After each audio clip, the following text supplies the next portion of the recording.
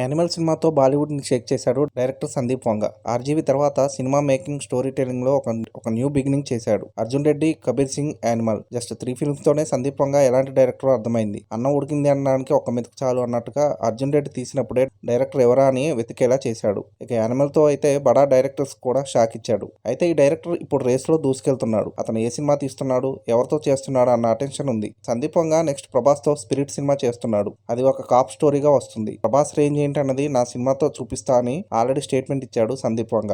అయితే కాస్త వెనక్కి వెళ్తే సూపర్ స్టార్ మహేష్ తో సందీప్ వంగకి మంచి ర్యాపో ఉంది. అందుకే యానిమల్ సినిమా ఈవెంట్ కి మహేష్ వచ్చాడు. అసలైతే మహేష్ సందీప్ కాంబోలో ఒక సినిమా రావాల్సి ఉంది. ఈ కాంబో సినిమా వస్తుందని, ఆ సినిమా టైటిల్ కూడా షుగర్ ఫ్యాక్టరీ అని సోషల్ మీడియాలో ఒకప్పుడు హడావడి జరిగింది. మరి ఆ ప్రాజెక్ట్ ఏమైందో తెలియదు.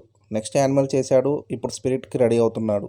సందీప్ మహేష్ కి స్టోరీ రాస్తే మాత్రం ఖచ్చితంగా నో చెప్పే ఛాన్స్ ఉండదు. మహేష్ కూడా తన ఫిల్మోగ్రఫీలో ఎప్పుడు కొత్తదనాన్ని ఎంకరేజ్ చేస్తాడు. సందీప్ లాంటి డాషింగ్ డైరెక్టర్ తో ఒక సినిమా చేస్తే ఆ లెక్క వేరేలా ఉంటుంది. యానిమల్ ఎండింగ్ లో యానిమల్ పార్క్ అనౌన్స్ చేశాడు సందీప్. స్పిరిట్ తర్వాత యానిమల్ పార్క్ ఉండొచ్చు. ఆ నెక్స్ట్ రామ్ చరణ్, అల్లు అర్జున్ కూడా లైన్ లో ఉన్నారు. అర్జున్ రెడ్డి కాంబో, అదే విజయ్ దేవరకొండతో కూడా సందీప్ సినిమా చేస్తాడట. ఇవన్నీ అయ్యాక మహేష్ తో సందీప్ షుగర్ ఫ్యాక్టరీ ఉండొచ్చు. మరి ఈ షుగర్ ఫ్యాక్టరీ కదేంటి, దాన్ని సందీప్ ఎలా డిజైన్ చేస్తాడన్నది చూడాలి. ప్రెజెంట్ సూపర్ స్టార్ మహేష్ రాజమౌళితో సినిమా చేస్తున్నాడు. ఆ సినిమా 2027లో రిలీజ్ ఉండొచ్చు. ఇక జక్కన్న సినిమా తర్వాత మహేష్ సుకుమార్ తో ఒక సినిమా చేసే ప్లాన్ ఉందట.